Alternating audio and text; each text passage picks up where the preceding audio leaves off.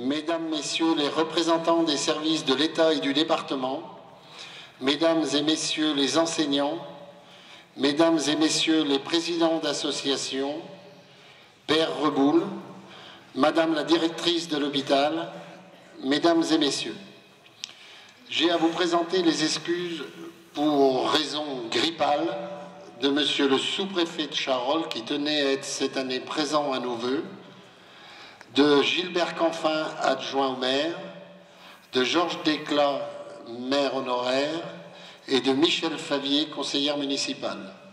Les excuses aussi de Madame la députée, de Monsieur le président du pays Charolais-Brionnais, de Madame la perceptrice, de Jacques Charmont, de Marc Pradet. Donc cette cérémonie des vœux traditionnelle est certainement le moment le plus important pour effectuer le bilan de l'année écoulée, présenter nos projets pour celles qui débutent et pouvoir aussi échanger en toute convivialité. Les différents projets évoqués lors des vœux du 6 janvier 2012 se sont concrétisés. Dans le cadre des travaux importants effectués au cours de l'année, tout d'abord, nous en avons parlé au cours de plusieurs vœux, la nouvelle station d'épuration. Elle est en fonctionnement, je dirais même qu'elle est dans sa vitesse de croisière. L'inauguration de cet équipement a eu lieu le 27 octobre dernier. Vous avez reçu dans vos boîtes aux lettres le règlement d'assainissement élaboré en concertation avec le cabinet C3E. Ce document, je vous demande de le conserver précieusement.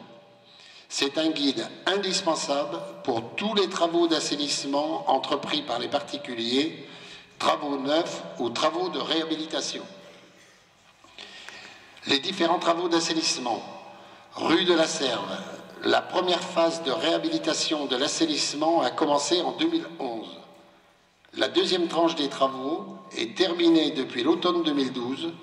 La rue est complètement réhabilitée. Assainissement séparatif, nouvel éclairage public par LED. Je tiens très sincèrement à remercier l'ensemble des riverains pour leur patience et leur compréhension pendant cette longue période de travaux. La réhabilitation du petit bassin de la piscine municipale a été réalisée dans les délais impartis par le bureau d'études, permettant ainsi l'ouverture au 1er juin.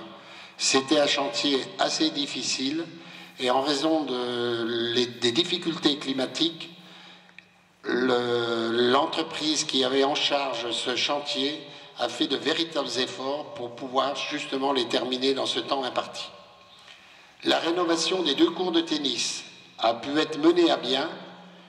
Le club de tennis, qui compte environ une centaine de licenciés, peut utiliser un équipement entièrement neuf.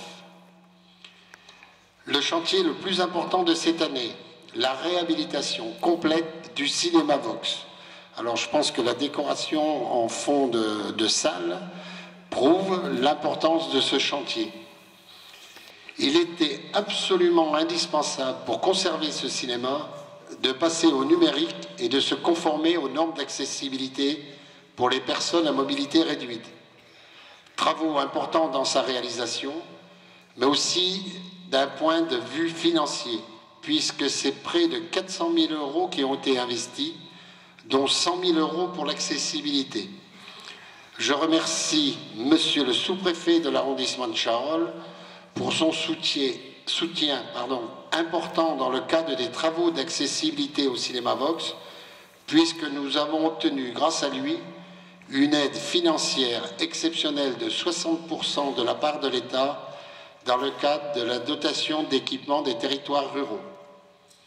C'est une salle entièrement rénovée avec ascenseur, et ce grâce à l'ingéniosité de l'architecte M. Piot et au savoir-faire des entreprises et artisans qui sont intervenus.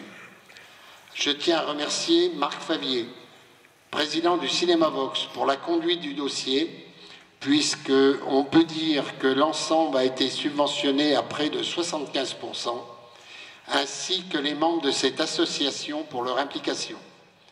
Cette rénovation était indispensable pour mettre à disposition du territoire un équipement moderne, digne des grands centres. Afin de permettre la réalisation d'économies d'énergie au niveau de l'éclairage public, nous avons procédé au remplacement de 106 points blancs lumineux dans différents quartiers de Marcigny. L'investissement consacré par la municipalité au niveau de l'éclairage par LED place Reverchon nous a permis de réaliser une économie significative, tant financière qu'énergétique. Ces travaux ont été reconnus par la Fédération régionale de l'éclairage, qui nous a décerné le trophée qui récompense l'initiative des communes en matière d'économie d'énergie. D'autres projets ont été bien sûr menés, grâce entre autres à la mobilisation et à la forte volonté des élus des cantons de Marcigny et Semur-en-Brionnais, demandant la construction d'une nouvelle gendarmerie pour la communauté de brigade. Le dossier est maintenant à l'étude dans les services de l'État. Enfin, un dossier qui aurait pu se traiter rapidement, mais qui a demandé de nombreuses réunions et surtout de nombreux entretiens téléphoniques avec la SNCF, la région Rhône-Alpes, gestionnaire de la ligne TER, Roanne-Le Creusot-Montchanin, la région Bourgogne, le Conseil général de Saône-et-Loire. J'ai obtenu que l'arrêt Saint-Martin-Marcigny soit positionné à Marcigny, à l'entrée ouest de la ville, à proximité de la zone industrielle. Je pense que ce lieu choisi est stratégique pour une question de sécurité et en raison de la proximité de la ville. Cet arrêt est effectif depuis le 9 décembre 2012. Je rappelle que tous les administrés du territoire peuvent utiliser cette navette pour se rendre soit à Roanne ou à Paray-le-Monial. Les travaux vont être engagés pour permettre le stationnement dans de bonnes conditions des véhicules et l'installation d'un abribus. Grâce à la communauté de communes, Marcigny s'est vu équipé d'un agorespace, terrain multisport, libre d'accès, ouvert à toutes et à tous, je dirais presque de 7 à 77 ans. Ce terrain est installé place Ormezzano, donc à proximité de l'ancienne gare, en bordure du nouveau tronçon de la voie verte. Concernant la voie verte, le maillon manquant de Saint-Martin-du-Lac à Marcigny a été réalisé. Cette voie se poursuit jusqu'au marais à Monceau-l'Étoile. Nous avons pu constater une augmentation de fréquentation sur ce tronçon et grande Monceau-l'Étoile. D'autres nombreux travaux ont été effectués par le personnel communal, que ce soit au niveau de la voirie ou des bâtiments. Dans le domaine social, la mise en place de 3 jardins familiaux a vu le jour cette année. Le forum des associations en septembre a connu un véritable succès. Nous avons pris la décision au cours de l'année de recruter 2 personnes en emploi CUI-CAE à raison de 26 heures par semaine. C'est donc messieurs Antonio Correa et Cyril Puravé qui ont été retenus. Je crois qu'ils sont là, ou monsieur Puravé, s'ils veulent avancer pour se faire connaître. Monsieur Puravé, il n'est pas là? Ah. Et monsieur Correa. Donc il renforce l'équipe des services techniques.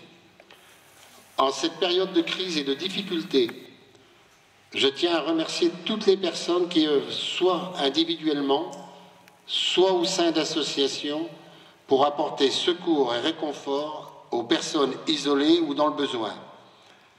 Je mettrai en évidence ce soir le travail de tous les services sociaux sur notre commune. Je remercie vivement l'ensemble des acteurs économiques pour leur engagement afin de maintenir l'emploi. Dans le domaine culturel, je voudrais saluer l'initiative de Madame la directrice de l'école primaire publique, Madame Valois, des enseignants et des élèves pour leur implication dans la recherche d'un nom à donner à leur école. Le nom glorieux de Lucie Aubrac a été donné officiellement à l'établissement scolaire. Une plaque commémorative a été apposée et dévoilée en présence de nombreuses personnalités. Il est à noter d'autres événements qui apportent à Marcigny une certaine notoriété de par leur retentissement au-delà de notre cité. Un moment fort de l'année a été la 6e Biennale d'art contemporain, conduite par l'association Regard sur l'art et avec des actions en commun avec le Centre d'art Frank Popper. Cette Biennale 2012 est marquée par la fresque participative de l'artiste vénézuélien Ravelo sur le mur du stade, en présence de M. Jean-Marc Laforêt, ambassadeur de France au Venezuela. Je citerai également quelques manifestations organisées dans notre ville tout au long de l'année. Les Journées du patrimoine, les actions cinématographiques de l'association Cinémavox, les rencontres Marcinéma, les animations de la Tour du Moulin et de la Bibliothèque pour tous, le partenariat du musée de la voiture à cheval et de la Maison d'art en Bourgogne du Sud. Il faut noter également les nombreux concerts et conférences au cours de l'année. Et je suis très heureux personnellement du retour du marché de nuit début août et du traditionnel salon gastronomique autour de la dinde qui ont connu un très grand succès. Sans oublier toutes les actions nombreuses et variées menées par les associations sportives et culturelles de Marcigny, que je remercie vivement pour leur implication dans la vie locale. Voilà donc résumé très brièvement les principaux faits marquants de l'année 2012. 2013 sera aussi une année de projet, tout en ayant beaucoup de rigueur sur le budget. Tout d'abord, dans le domaine de l'assainissement, pour continuer notre schéma directeur, nous lancerons une étude pour la dernière tranche de raccordement au réseau d'assainissement collectif sur la vieille route de Semur. L'étude sur le projet de construction d'une chaufferie bois est engagée, pouvant chauffer des bâtiments communaux, mais aussi l'hôpital, le collège, le centre de secours. Aujourd'hui, nous sommes dans le cadre de l'étude de faisabilité en phase d'avant-projet définitif, ce qui permettra d'avoir tous les éléments financiers permettant de prendre notre décision. La prévision d'une réserve foncière en surcharge se concrétisera par l'acquisition d'un terrain de 10 000 m² appartenant à la Société forésienne de promotion. Au cours du premier semestre, il est prévu le lancement d'une souscription pour la réhabilitation extérieure-intérieure qui se fera en plusieurs étapes de l'église Saint-Nicolas. Malgré cette période difficile, notre commune garde une bonne activité économique grâce à la performance de nos industriels, artisans et commerçants. J'en profite pour souhaiter la bienvenue aux nouveaux commerçants qui ont choisi Marcigny pour ouvrir une activité. Marilou, Madame Huguemin, JDO Plomberie, Monsieur De Oliveira, Netphone, Madame Coste, et la reprise d'Art Coiffure par Madame Villard, le terroir par Madame Héritier, le tabac des Halles par Monsieur Bouchard, l'assiette du boucher par Monsieur Pellissier-Gall et l'entreprise Valard par Monsieur Chauffet.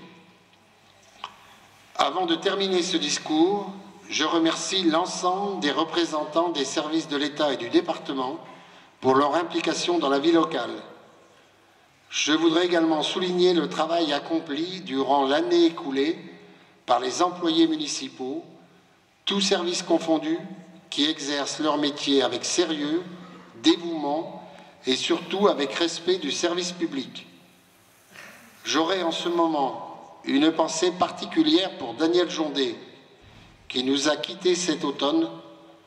Nous nous souviendrons tous de son contact avec la population et de son sympathique sourire qui restera dans notre mémoire. Remerciements à Jacques Rebillard, vice-président du Conseil régional et conseiller général, attentif à notre commune et qui soutient nos dossiers auprès des services compétents. Remerciements à Jean-Claude Ducard, président de la communauté de communes, avec qui je travaille en étroite collaboration pour le développement de notre canton. Au nom de tous les Marcignots, je tiens à féliciter tous les bénévoles qui ont œuvré aux décorations de Noël pour rendre notre ville encore plus accueillante durant les fêtes. La féerie de Noël a tout son sens à Marcilly. Mes remerciements iront également à mes adjoints, que je sollicite beaucoup et qui sont toujours disponibles, à l'ensemble des conseillers municipaux qui s'impliquent énormément dans ce conseil municipal, pour le travail accompli, leur disponibilité pour mener à bien les projets retenus. Je tiens à remercier aussi les bénévoles et les conseillers municipaux qui ont préparé le buffet de ce soir et mis en œuvre cette salle pour qu'elle nous soit agréable. Je tiens à présenter Myrtille Fongarnant, si vous voulez vous avancer. Myrtille Fongarnant vient d'être donc nommée directrice du centre hospitalier local et de l'EHPAD, donc Marcilly, et de l'EHPAD de Semur. Elle aura donc la lourde charge de continuer à dynamiser ce dossier, à le faire évoluer. Nous l'accompagnerons bien sûr pour avoir un résultat qui, on l'espère, sera positif au cours de cette année dans le cadre de la réhabilitation de notre centre hospitalier. J'aurai également une pensée particulière